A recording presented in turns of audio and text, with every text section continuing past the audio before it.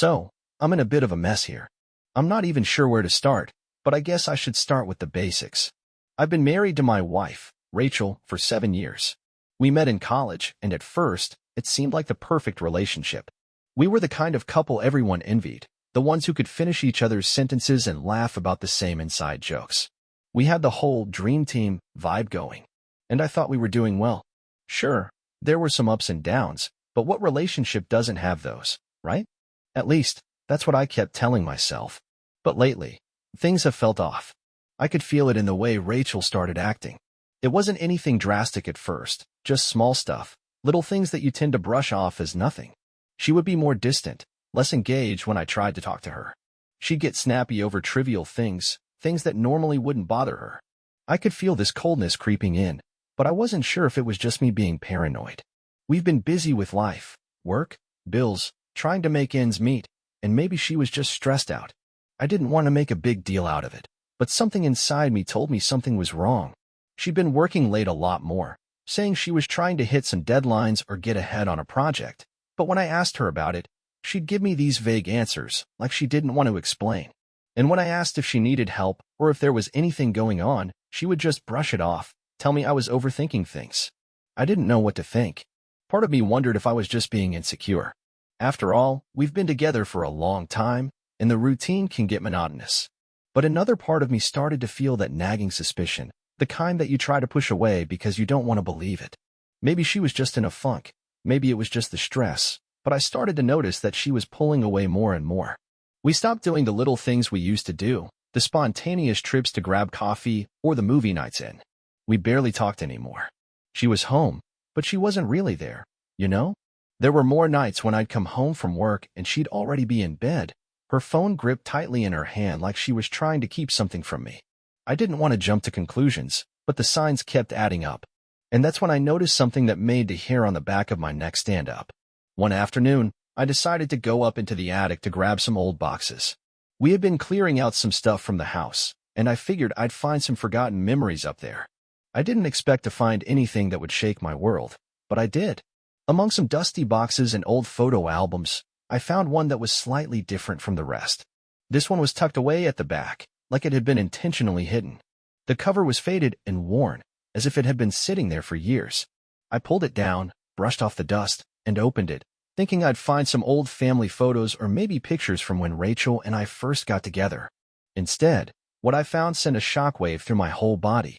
There were photos in there, but not just of Rachel and me, not just of the usual vacation shots or holiday dinners. No. The album was filled with pictures of Rachel at a cabin, alone at first, and then with him. The man in the photos was someone I didn't recognize, someone who certainly wasn't me.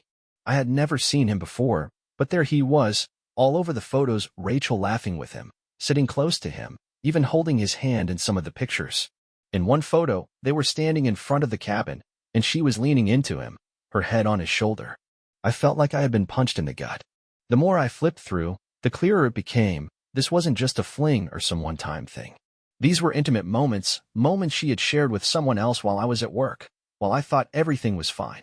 There were pictures from weekends, from trips I wasn't part of, from times when I thought she was home working. And the worst part? Some of these photos were taken only a few months ago. My mind was racing. I felt dizzy, my hands shaking as I looked through the photos. How had I not known? How had I been so blind? It didn't make any sense. I thought I knew my wife, thought I could trust her. But now, here I was, looking at these images of her with another man, and I couldn't breathe. I wanted to scream, wanted to throw the album across the room, but instead, I just sat there on the attic floor, paralyzed. The room felt suffocating, like the walls were closing in. The realization was too much. It was like my whole world was crashing down around me, and I didn't know how to stop it. I wanted to believe there was some explanation, that maybe this was all some mistake or a misunderstanding. But deep down, I knew. There was no way to explain this away. My wife had been seeing someone else. She had been sneaking off to this cabin with him, keeping it all a secret from me, while I had been working hard, paying the bills, and thinking everything was fine. I can't even explain the range of emotions I was feeling at that moment. Anger, betrayal, confusion, disbelief. I felt like I had been slapped across the face. I had no idea how to process it, how to even begin to deal with it. Part of me wanted to confront her right there and then, But another part of me was frozen with fear. Fear of the truth, fear of what would happen next. I knew that once I confronted her, nothing would ever be the same again. And that terrified me more than anything. So here I am. I'm sitting with this album, holding this undeniable proof in my hands, and I don't know what to do next. Do I confront her? Do I try to fix this? Or is it too far gone? Do I even have the strength to handle whatever she's going to say? I'm at a loss, and I need some advice. I don't even know if I can trust my own judgment right now. Part of me wants to just pack my bags and leave, but part of me wants answers first. I need to know how deep this goes, what's been going on behind my back, and if this is something that can ever be fixed. But I'm not sure how to even start that conversation. I couldn't get the images out of my head. The more I looked at the photos, the more I felt like I was losing my grip on reality. I had been sitting in the attic for what felt like hours, flipping through the album, trying to convince myself that it wasn't what it looked like. Maybe the man in the photos was just a friend. Maybe I was overreacting. But no matter how much I tried to rationalize it, I kept coming back to the same truth. Rachel had been hiding something from me. Something big. I couldn't even remember the last time I had felt this betrayed, this angry. I had trusted her completely, had never once considered the possibility that she might be sneaking around behind my back. I knew I needed to confront her, but the idea of it made my stomach churn. I wasn't sure how to even start that conversation. I could feel my heart pounding in my chest, my thoughts racing. What if she lied? What if she denied everything, tried to turn it around on me? I thought about everything she'd said over the past few months, all the excuses she'd made for why she was distant or why she was too busy to spend time with me. The late nights at work, the last-minute trips, the constant checking of her phone, everything made so much more sense now, but it didn't make the hurt any easier to bear. I felt like a fool. All this time, I had been assuming she was just busy, or that we were going through a rough patch. But now I knew the truth, and it was like the floor had been ripped out from under me. The problem was, I had no idea when or how this had started. I couldn't even imagine how she'd managed to keep it a secret for so long. How had she gone on these trips, spending weekends with another man, while I was working my ass off to keep our life together? The thought of her being with someone else, laughing and holding hands with him in that cabin, while I was left at home, was suffocating. It made me feel small, like I had been invisible in my own marriage. I tried to tell myself that I wasn't a complete idiot, that I had been busy with work too, and maybe hadn't seen the signs, but deep down, I couldn't shake the feeling that I had missed something huge. Over the next few days, the anxiety only grew. I couldn't focus on anything, not even the simplest tasks. I found myself staring at the photos for hours, wondering how much of my life had been a lie. I started to question everything Rachel had ever said to me, every promise she had made. How many times had she told me she loved me, while secretly being with someone else? It didn't make any sense. I didn't know who this woman was anymore. The woman I had married, the woman I thought I knew, was gone. And in her place was this stranger, this person who had been lying to me for God knows how long. At one point, I started going through our phone records, trying to see if I could find any trace of this other man, but I didn't need to. I already knew that Rachel had been lying to me. I could feel it in my bones. Every interaction felt tainted now. Every word she'd said, every look she'd given me, it was like I could see right through it. The worst part was that I hadn't suspected anything before. I had been so wrapped up in my own routine, so convinced that things were fine, that I had missed the obvious. I couldn't shake the feeling of helplessness.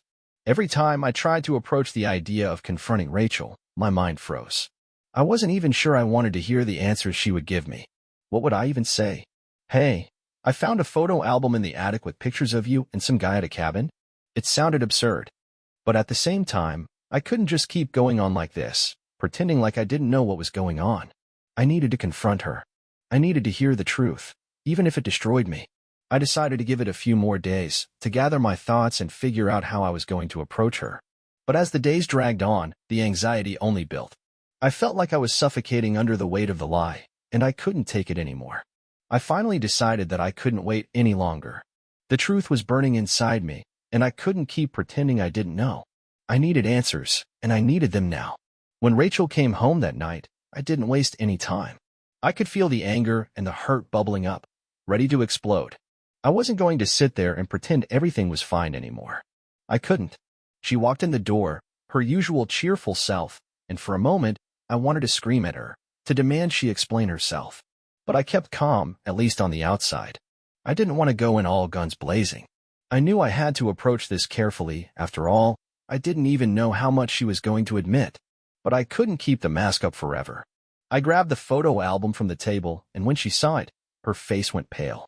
I hadn't even said a word yet, but she already knew. There was something in her eyes, this quick flash of guilt, that told me everything I needed to know. She was caught, and she knew it. I opened the album slowly, letting the pages fall open to the pictures I had already seen 100 times in my mind. I watched her face, waiting for her to speak, but she didn't. Instead, she just stood there, staring at the photos, her face growing darker with every second. Finally, after what felt like an eternity, she spoke. But it wasn't the apology I expected.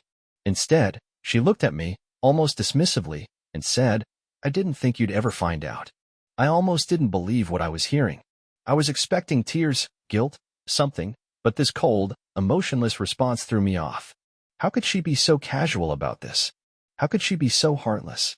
The betrayal stung in ways I can't even explain. Every word she said after that felt like a punch to the gut. The moment she said it, my world seemed to tilt off its axis. "I didn't think you'd ever find out." The words hit me harder than anything I had prepared myself for. I stood there, frozen, the album still in my hands, staring at her like I couldn't comprehend the woman standing in front of me. This was Rachel, my wife, the woman I'd trusted, the one I thought I knew inside and out. But now, as she stood there, barely even apologetic, I felt like I was looking at a complete stranger. I tried to keep it together, tried to make sense of her words, but nothing she said made any sense. It wasn't just the betrayal of the affair, it was the way she had spoken about it like it was some minor inconvenience, something I was supposed to just get over. I took a deep breath, trying to stay calm, but my voice shook as I asked her, "What do you mean, find out? What the hell is this, Rachel? Who is this guy?" She shifted uncomfortably, but her face remained annoyingly composed. There was no shame, no remorse in her expression. She just sighed like I was the one making this into a bigger deal than it was.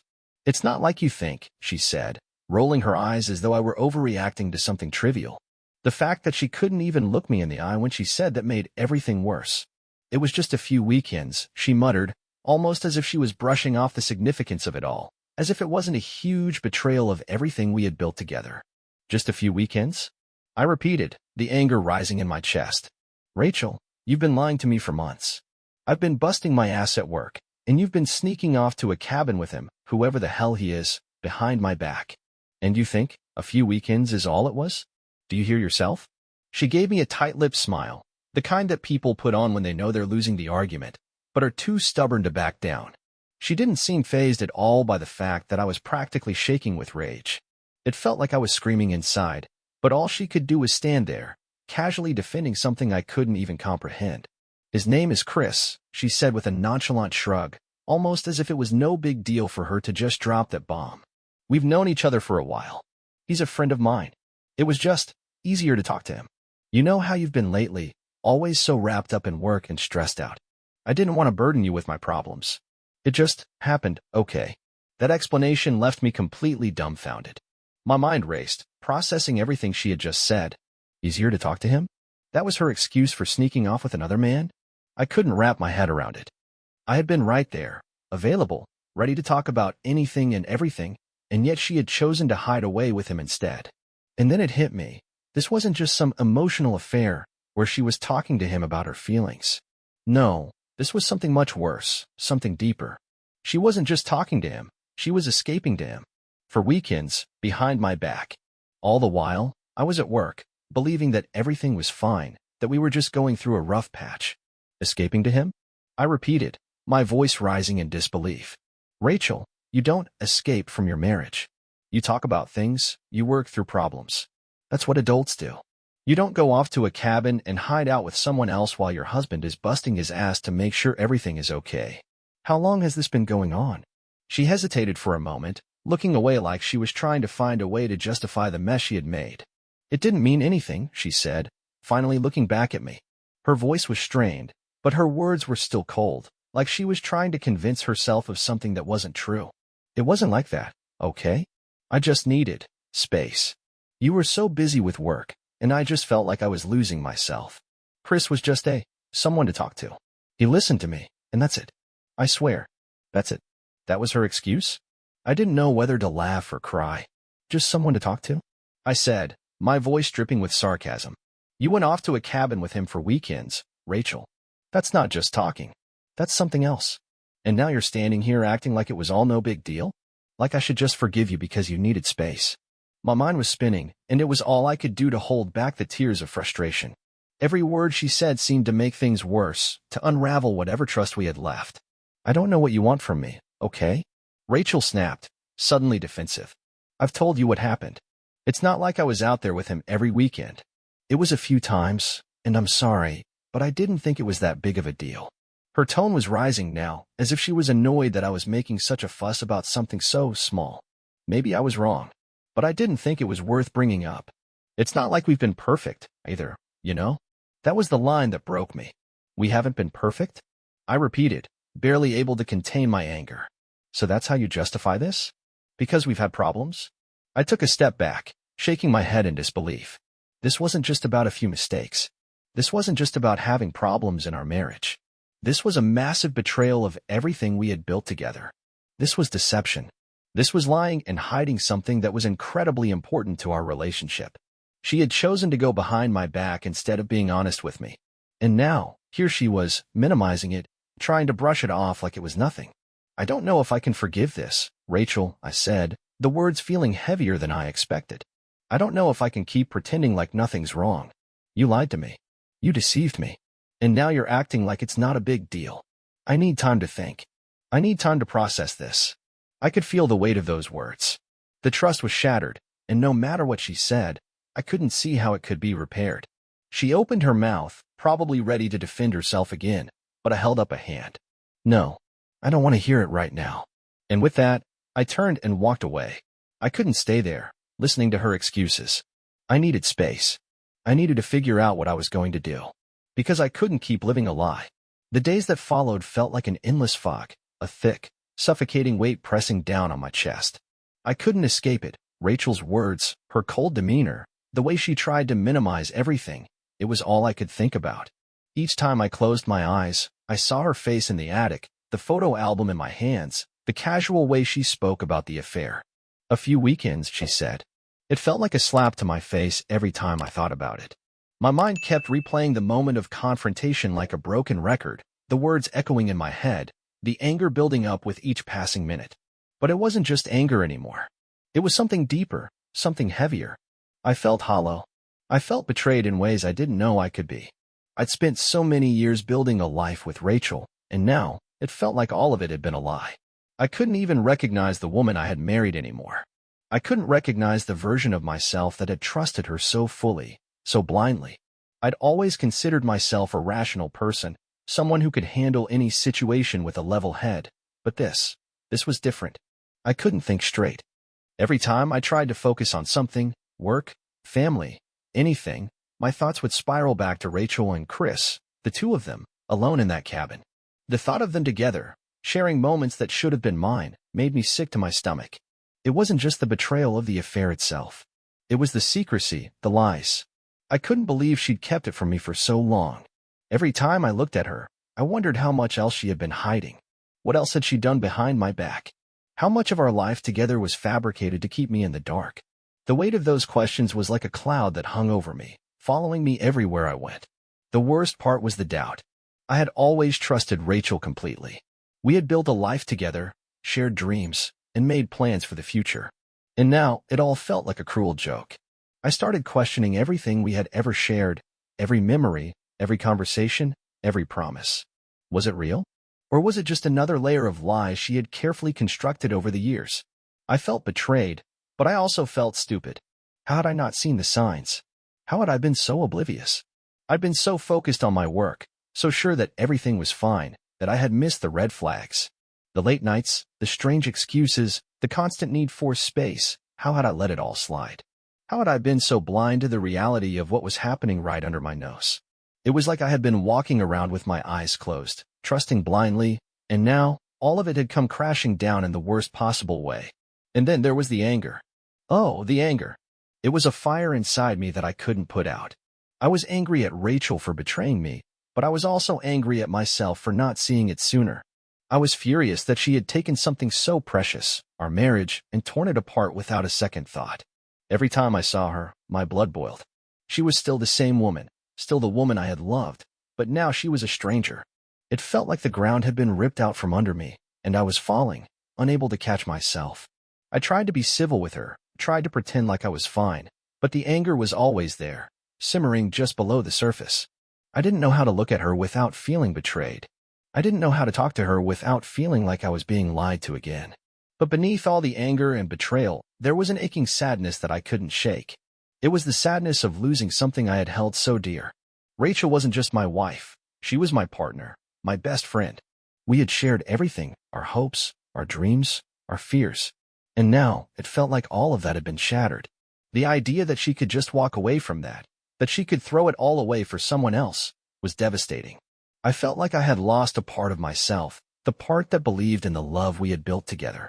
Every time I looked at her, I saw the ghost of the woman I had thought she was, and it made my heart ache. The person I had known, the person I had trusted, was gone, replaced by someone I didn't recognize. I spent the next few days in a haze. I couldn't eat, couldn't sleep. Every time I tried to relax, my mind would race, replaying the confrontation, the photos, everything that had led to this moment. I couldn't escape it. I couldn't escape her. Rachel was still in the house, still there, but it felt like she wasn't. It felt like she was a stranger in my space, like the woman I had loved was somewhere far away, unreachable. I didn't know what to do. Should I try to fix this? Should I try to forgive her, even though the wound was so deep? Part of me wanted to walk away, to just leave and never look back. But another part of me was still clinging to the hope that we could somehow repair what had been broken. But every time I tried to picture a future with Rachel, it was clouded with doubt. Could I ever trust her again? Could I ever look at her the same way?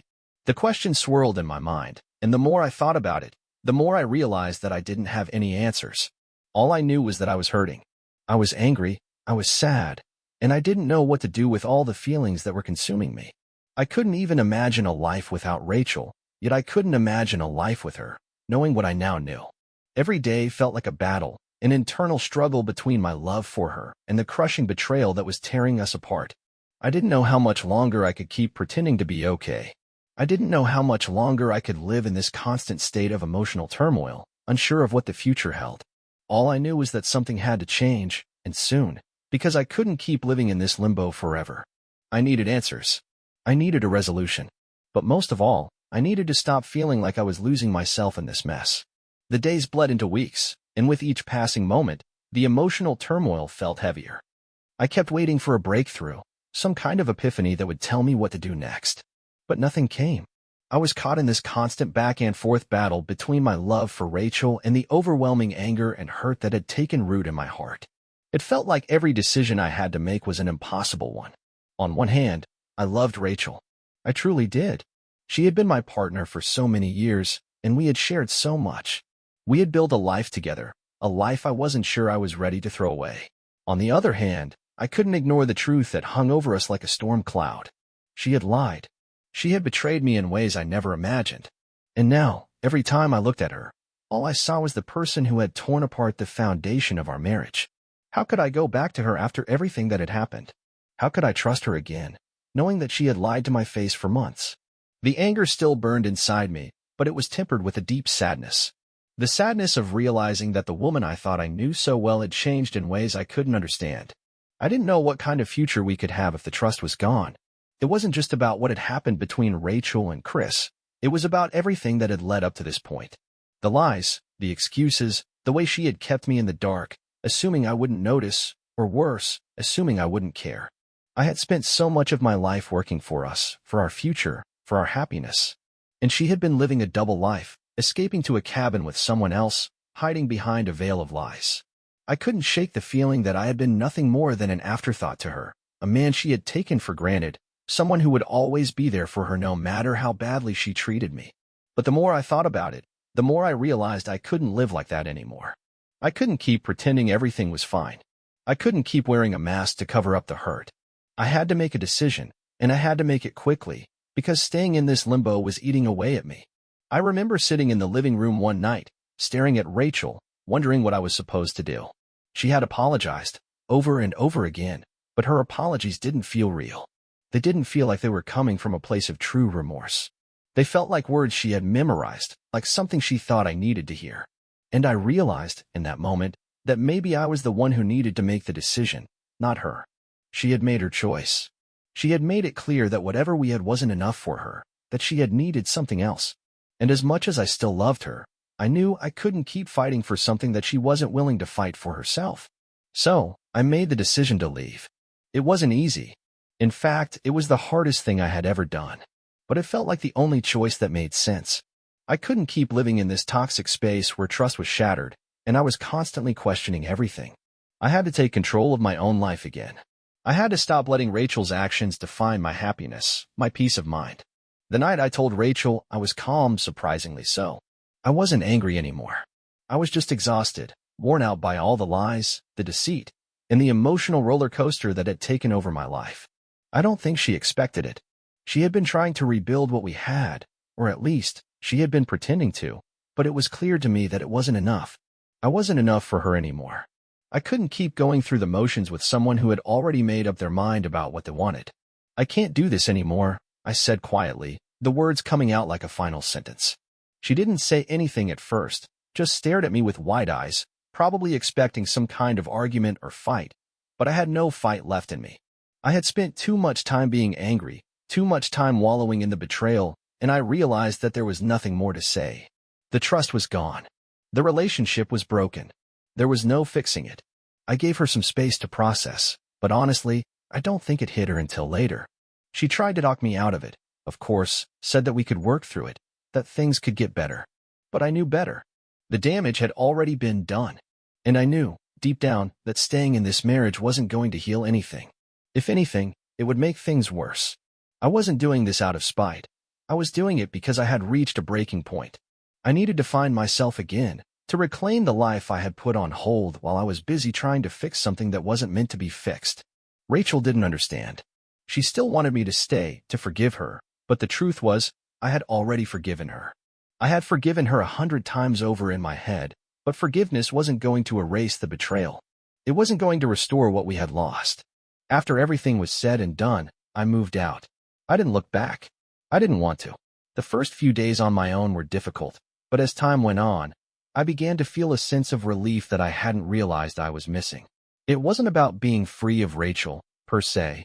It was about being free of the constant weight of uncertainty. Free of the second-guessing, the lies, the emotional roller coaster. For the first time in a long time, I felt like I could breathe. It wasn't easy, and I didn't have all the answers, but I knew that leaving was the best decision for me. Looking back, I realized that sometimes, love isn't enough. You can love someone with everything you have, but if they don't respect you, if they can't be honest with you, then the love doesn't mean much. I had learned the hard way that trust, honesty, and respect are the cornerstones of any relationship. Without them, everything else falls apart. I don't regret the time I spent with Rachel. We had some good years together. But I learned that I deserve more than a life built on lies. I deserve honesty, and I deserve to feel valued. Not like I'm just another person to be taken for granted. To anyone reading this, my advice is simple: don't ignore the signs. Don't stay in a relationship because you're afraid of being alone or because you think you can fix someone else's mistakes. If there's no trust, if there's no honesty, then it's not worth fighting for. Sometimes, walking away is the hardest thing to do, but it's also the best thing you can do for yourself. You are worth more than being treated as an afterthought. And, in the end, you'll be stronger for it. The first few weeks after leaving felt like stepping into a new reality, one I hadn't prepared for, one I didn't want, but one I had no choice but to face. The house I had once called home was no longer mine, and the woman I had spent years of my life with had become a ghost of someone I used to know. The weight of it all was heavy, heavier than I had expected. Even though I knew leaving was the right decision, even though I knew there was no way to salvage what had been broken, it still hurt like hell. There's a certain kind of pain that comes with realizing that something you had built your life around, something you had trusted in so completely, was gone. It wasn't just the loss of a marriage, it was the loss of an identity, the loss of the life I thought I was going to have. That was the part that took the longest to process. The idea that I had to start over, to rebuild everything from scratch, was overwhelming. There were days when the anger still came back, hitting me like a punch to the gut when I least expected it. I would be driving, or sitting in a coffee shop, or even lying in bed, and suddenly, the betrayal would feel fresh again, like it had just happened. I would think about Rachel sneaking off to that cabin, about all the times she looked me in the eyes and lied to my face, and the rage would bubble up inside me, uncontrollable, unrelenting. But as time went on, the anger started to fade, replaced by something quieter, something heavier. It was grief, I realized. I was grieving not just the loss of my marriage, but the loss of the person I thought I was. The person who had trusted so easily, who had believed in love so blindly. That version of me didn't exist anymore, and while that was a hard truth to accept, it was also necessary. I started to understand that sometimes, the hardest lessons are the ones that shape us the most. I had spent so much time wondering what I had done wrong, what I could have done differently to stop Rachel from betraying me. But the truth is, some people will hurt you no matter how good you are to them. Some people will take your love for granted, will use your trust as a weapon, and will throw away everything you built together for nothing more than selfish desires. That was the hardest part to accept, that she hadn't thought about me, not really. She had made decisions based on what was convenient for her, never stopping to think about the damage she was causing. And when she was caught, she didn't break down in regret. She didn't beg for forgiveness. She just stood there, detached, annoyed that her secret had come to light. That, more than anything, told me everything I needed to know about her. In the months that followed, I focused on myself for the first time in years. I started going to the gym again, not because I was trying to change myself, but because I needed an outlet for all the pent-up energy, all the frustration that had been sitting inside me like a storm. I spent more time with friends, people I had neglected when I was too wrapped up in my failing marriage. I started reading again, something I hadn't done in years. It was small things at first, little moments where I felt like I was reclaiming my life piece by piece. And then, slowly, I started feeling lighter. The nights where I lay awake, replaying everything over and over in my head, became fewer. The moments of anger became less intense. The grief, while still present, started to feel like something I could carry rather than something that crushed me. Rachel tried reaching out a few times, but I never responded. I knew that if I let her back in, even for a conversation, she would find a way to twist things, to manipulate the situation into something that wasn't her fault. That was who she was, someone who never truly took responsibility, someone who always found a way to make herself the victim. And I wasn't going to give her that power anymore. She had already taken too much from me. I refused to let her take any more of my peace, my sanity, my time. The moment I walked out of that house was the moment I started to take my life back, and I wasn't about to let her drag me down again. Looking back now, I realized that leaving Rachel was one of the hardest things I've ever done, but also the best decision I could have made for myself. I learned that love is not enough, not if trust and respect aren't there. I learned that when someone shows you who they are, you need to believe them the first time. I learned that no matter how much history you have with someone, if they're willing to betray you once, they'll do it again. And most importantly, I learned that my worth isn't defined by someone else's choices. I spent so much time feeling like I wasn't enough, like maybe if I had done something differently, she wouldn't have strayed. But that's not how it works. Rachel's actions were her own, her choices were hers alone. And no amount of love, no amount of effort on my part, would have changed who she was. If there's one thing I would tell anyone going through something similar, it's this: trust yourself. If something feels off, it probably is. Don't ignore the red flags. Don't convince yourself that things will get better when all the evidence points to the opposite. And most of all, don't stay in a situation where you are not valued, where your trust is taken for granted. Love should never feel like a guessing game. It should never feel like a battlefield where you are constantly fighting to be seen, to be heard, to be enough. When someone shows you that they are willing to lie, to deceive, to betray the trust you have given them, walk away. It will hurt like hell at first, but I promise you, on the other side of that pain is freedom. I don't know what's next for me, but for the first time in a long time, I'm okay with that. I'm learning to enjoy my own company again, learning to build a life that is mine and mine alone. I used to think that marriage meant never giving up, that love meant fighting through everything, no matter how painful. But now, I understand that sometimes, the strongest thing you can do is walk away. I won't let this define me. I won't let it break me. I am more than the hurt I have endured. I am moving forward, one step at a time. And I know that someday, when I look back at this chapter of my life, it won't be with regret. It will be with gratitude that I had the strength to choose myself.